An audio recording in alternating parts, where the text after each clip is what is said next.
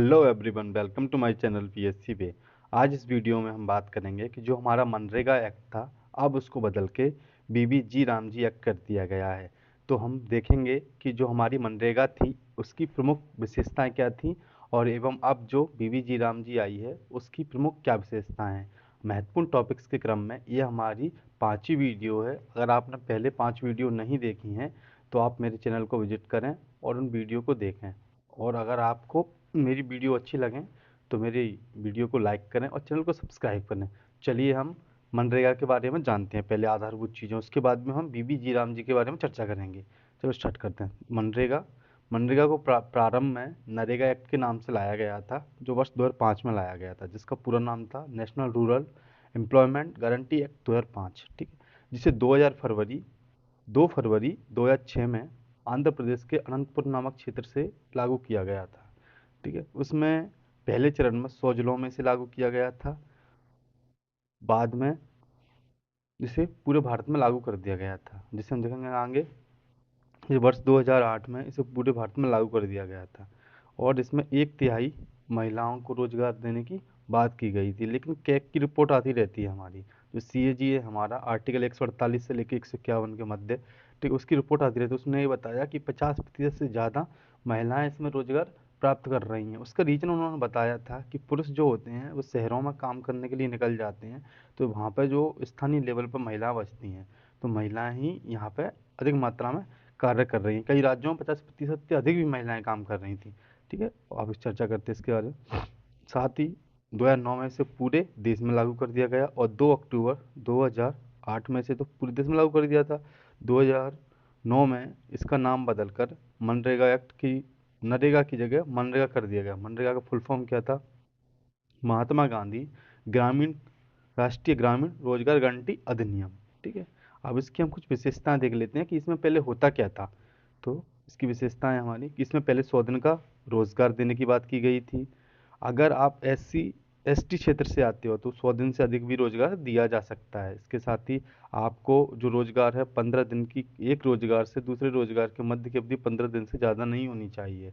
अगर यह अवधि 15 दिन से ज़्यादा होती है तो आपको रोजगार भत्ता प्रदान किया जाएगा। इसी के साथ ही आपको जो रोजगार दिया जा रहा है, ठीक है, वो उस रोजगार का जो काम है ग्राम के 5 किलोमीटर की परिधि में होगा। अगर वो 5 किलोमीटर की परिधि में नहीं होगा ना, तो आपको 10% अधिक भत्ता दिया जाएगा। 10% अधिक भत्ता दिया जाएगा। यह अकुशल जो लोग होते हैं उनको रोजगार उपलब्ध कराने की पहल थी। इसके माध्यम से जो हमारे प्राकृतिक संसाधन होते हैं, इसके माध्यम से क्या किया जाता था? नहरें बनवाना, नालियाँ बनवाना, ठीक है, और जो अगर किसी वन क्षेत्र में है तो वनों की संरक्षण, कटनी छटनी छटाई वगैरह इसी के माध्यम से की जाती थी। और यह चिरकालिक जो गरीबी हमारी आ रही है उसको दूर करने का एक प्रयास था सरकार का। ठीक है, अब आगे चलते हैं हम। यह है सेंटर सेक्टर स्कीम थी। ठीक है, सेंटर द्वारा प्रायोजित की जाने वाली इसमें क्या होता था, केंद्र हमें 90% रुपए देता था और राज्य इसमें 10% रुपए लगाते थे। ठीक है, जिसका जो 100% पैसा होता था उसका 60% पैसा तो हमें मजदूरी का देने में ख़त्म होता था, मतलब वेतन देने में ख़त्म होता था। और जो 40% था वो वस्तुएं एवं प्रबंधन में ख़त्म होता था। उसका पैसा ध्यान रखिएगा, 40% पैसा प्रबंधन एवं संसाधनों में ख़त्म होते थे, जबकि ये लोगों को मजदूरी भत्ते देने में ख़त्म होते थे। ये 2012 में इसके प्रबंधन के लिए मेहरसा समिति लेके आई गई थी। मेहरसा समिति पूछ लिया जाता है कभी कभी कि किसके माध्यम से किसके लिए लेके आई गई थी, तो मेहरसा समिति 2012 में मनरेगा के लिए लेके आई गई थी। साथ ही में कोरोना काल में इसने बहुत ही महत्वपूर्ण भूमिका निभाई, क्योंकि जब लोग बाहर से काम करके अन्य राज्यों से लौट रहे थे, न काम नहीं था वहाँ पर कोरोना के कारण, तो ग्रामीण क्षेत्र में रोजगार मनरेगा के माध्यम से प्रदान किया गया था। इसी के साथ ही इसमें वर्ष 2025 में केंद्र सरकार द्वारा परिवर्तन करके नया बिल लेके आया गया, जिसे बीबी राम जी 2025 कहा गया। इस बिल लाने की महत्वपूर्ण बात ये थी कि कैग ने यह पाया कि जो इसमें जो कार्य किया जा रहा है, इसके लिए एक वर्ड किया जाता है कि गड्ढा खोदा जा रहा है और गड्ढा भरा जा रहा है। गड्ढा खोदा जा रहा है और भरा, मतलब कुछ अनियमितताएं थी। तो सरकार ने कहा कि इसमें कुछ सुधार करने के लिए वो बीबी राम जी एक्ट लेके आते हैं। तो अब हम उसके बारे में जान लेते हैं वो क्या है। ठीक है, जैसा कि आप देख पा रहे होंगे कि हमारे श्री शिवराज सिंह चौहान जी, जो कि हमारे किसान कल्याण मंत्री हैं, ठीक है, उनके माध्यम से यह प्रस्तुत किया गया। ठीक, जी राम जी, जिसमें उन्होंने 125 दिन के रोजगार देने की बात की गई। और एकदम रोजगार में गारंटी, सशक्तिकरण, विकास, कन्वर्जेंस, सेचुरेशंस और ग्राम पंचायत, पीएम शक्ति आदि योजनाएं हैं, उनसे जोड़ने की बात की गई। जो बहुत सारी योजनाएं केंद्र की रहती हैं जो हमारे स्थानीय लेवल से निकलती हैं, तो उनको उनको इनमें कन्वर्जेंस के विकसित ग्राम पंचायत प्लान का निर्माण करेंगी। साथ ही ग्रामीण सार्वजनिक कार्यों में एकीकृत और जो हमारा विकसित भारत ग्रामीण इंफ्रास्ट्रक्चर स्टेक है उसकी परिकल्पना को सिद्ध करने की बात की गई। ठीक है, इसके साथ ही जल सुरक्षा, ग्रामीण इंफ्रा, आजीविका, आपदा निवारण आदि कार्यों पर फोकस रहेगा। मौसम, खेती के मौसम, जब खेती चलती है हमारी तो उस समय हमें रोजगार उपलब्ध नहीं किया जाएगा, जिसका इसमें विशेष प्रावधान किया गया कि 60 दिन की अग्रिम सूचना आपको प्रदान कर दी जाएगी। ठीक है, और इसके बाद में साप्ताहिक सार्वजनिक क्या होता है प्रकटीकरण, मतलब ग्राम पंचायत लगेगी, ऐसे हम अन्य सरल शब्दों में आगे पढ़ेंगे। और उसके बाद में कुशल, उच्च ईमानदारी, क्रियान्वयन, डिजिटल सार्वजनिक इंफ्रास्ट्रक्चर को सुदृढ़ किया जाएगा, मतलब बायोमेट्रिक, जियो जीआईएस के माध्यम से आपकी उपस्थिति दर्ज कराना। उसके लिए, इसके लिए हम सरल शब्दों में आगे देखते हैं कि क्या है ये सब वही है। अगर आपको इसकी पीडीएफ चाहिए हो तो मेरे टेलीग्राम चैनल पर विजिट करें, इसकी लिंक मैं आपके डिस्क्रिप्शन बॉक्स में डाल दूंगा। ठीक है, अब हम देखते हैं वही बात है जिसको हमारा सूचना, और ये सूचना प्रसारण मंत्रालय ने डाला था कि वो क्या है। ठीक है, उससे जुड़े हुए कुछ फैक्ट मिथक नहीं थे बल्कि तथ्य बताए हैं उन्होंने। क्या बताए हैं वही हम देख लेते हैं। 125 दिन की मजदूरी दी जाएगी। ठीक है, जिसमें विस्तारित वैधानिक गारंटी दी गई है। विकसित ग्राम पंचायत योजनाएं, पीएम गति शक्ति, स्थानिक तकनीकों के साथ एकीकरण किया जाएगा।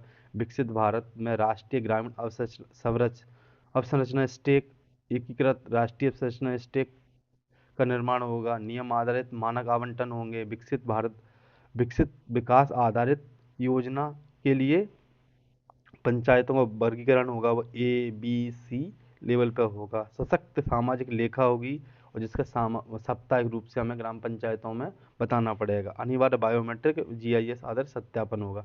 तो चलिए हम इसके बारे में एक बार और चर्चा कर लेते हैं कि जो बिल आया जी बीबीजी राम जी, तो उसका पूरा नाम क्या है। तो उसका नाम है विकसित भारत गारंटी एंड रोजगार फॉर रोजगार एंड आजीविका मिशन ग्रामीण। ठीक है, इसको याद रखना, ग्रामीण।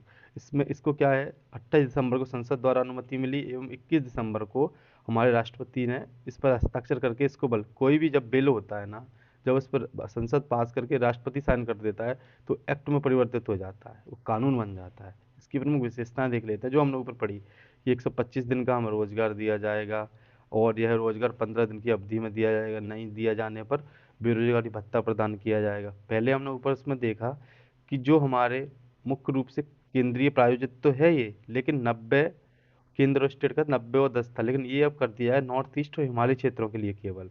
ये इसमें परिवर्तन देखा गया है। और राज्यों के लिए 60-40 का खर्च का हिस्सा देना पड़ेगा। 60% देगा हमारा सेंट्रल और 40% देंगे राज्य। उसमें क्या दे रहे थे, 10% राज्य दे रहे थे। ठीक है, वही ऑडिटिंग साप्ताहिक की, प्रत्येक 7 दिन में ग्राम पंचायत की बैठक होगी, उसमें आपका ऑडिटिंग होगा। उसके बाद में जो कोई वित्तीय वर्ष चल रहा है उस समय फसल आ जाती है, तो फसलों से 60 दिन पहले आपको एक अग्रिम सूचना प्रदान की जाएगी कि इस समय कृषि सीजन में आपको रोजगार नहीं दिया जाएगा उसके तहत, क्योंकि नहीं तो कृषि प्रभावित होगी इससे। तो इसमें जो अप्रोच अपनाई गई है वो जमीन से लेके ऊपर तक विकास की अप्रोच अपनाई गई है।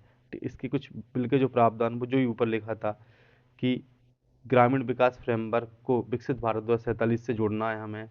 कन्वर्जेंस में परिपूर्णता दृष्टिकोण को अपनाना है। कई कई योजनाओं को इसमें सम्मिलित कर दिया जाएगा, उसके या उन योजनाओं में कार्य इसके माध्यम से भी कराया जा सकता है। ठीक है, विषय आधारित एवं परिसंपत्ति केंद्रित सार्वजनिक कार्य कराना। और मुख्य कार्य, 4 कार्यों पर फोकस किया था, जैसे कि जल सुरक्षा, मुख्य ग्रामीण अवसंरचना और प्रतिकूल मौसमी आपदाओं में आजीविका संबंधी अवसंरचना का निर्माण करना।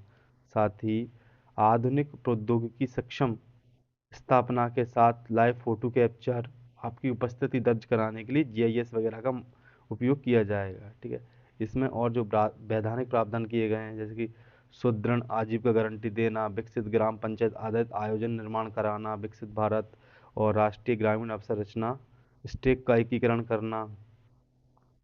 ठीक है, कृषि के पीक सीजन वो भी ऊपर लिखी 60 दिन पहले केंद्रीय प्रायोजित योजनाएं, मानक नॉर्मेटिव ग्राम संसाधन न्याय संगत बनाना। ठीक ठीक, इसके मुख्य प्रावधान है। इसमें मैंने एक जो बेसिक जो प्रावधान है उनके बारे में चर्चा कर दी है। इससे ज़्यादा पेपर में और कुछ नहीं पूछा जाता है। चाहे हमारा मेंस का पेपर हो, अगर हम इतना भी अच्छे से लिखाते हैं तो हमें नंबर मिल जाते हैं। और एक सामान्य जो जानकारी का टॉपिक है, तो सभी लोगों को इसके बारे में पता होना चाहिए। फालतू की जो अफवाहें चल रही हैं उनसे कुछ नहीं होता। अभी 9 से 10 जनवरी के 2026 में जो दल हैं उनके द्वारा इसके विरोध में आंदोलन करने की बात की जा रही थी, लेकिन ऐसा कुछ होना नहीं है। तो सरकार द्वारा कुछ किया गया है तो उसकी मंशा सही होगी। और कुछ कोई भी एक्ट या कोई योजना लेके आई जाती है तो उसमें कुछ इफ एंड बट तो होती ही हैं। कुछ उसके पॉजिटिव्स होते हैं तो उसके कुछ नेगेटिव्स होते हैं, लेकिन हमें बढ़ते हुए समय के साथ में और उस परिवर्तन के साथ में अगर वो सही है तो हमें उसे लागू करना चाहिए। अगर आपको यह मेरी वीडियो अच्छी लगी हो तो मेरी वीडियो को लाइक करें, चैनल को सब्सक्राइब करें। और अगर आपको इसकी पीडीएफ चाहिए तो मेरे टेलीग्राम को विजिट करें, जिसकी लिंक मैं डिस्क्रिप्शन बॉक्स में डाल दूंगा। Thank you.